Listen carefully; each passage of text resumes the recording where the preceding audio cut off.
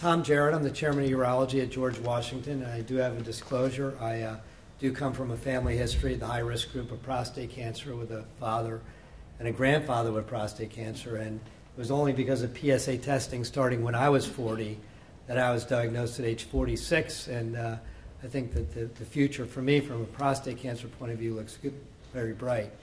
But I do sit in the same situation as African American men do with being in a high-risk group. It's going to be difficult to tell my kids someday that, you know, they have a 70–80% chance that my two boys, will develop prostate cancer.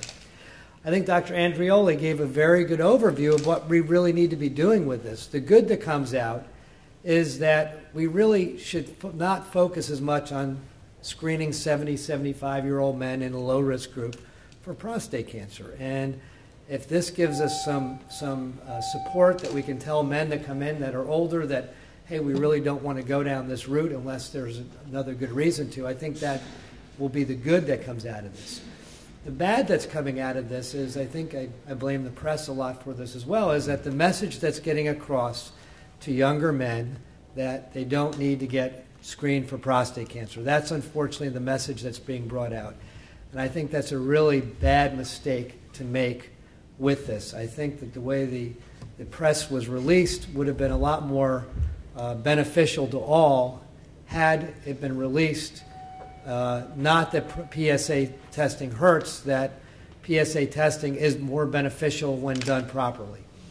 And so at GW, we've worked with Chile as well on a lot of programs in DC.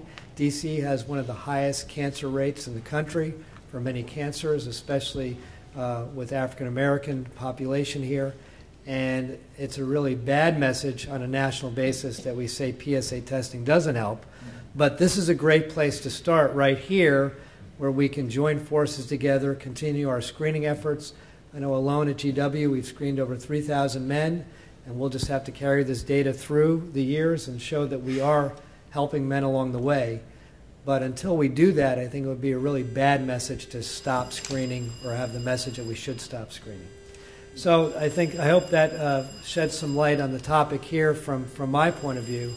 And I think that the big message is that we need to really look at what they're saying. What they're saying is not that we should stop PSA testing.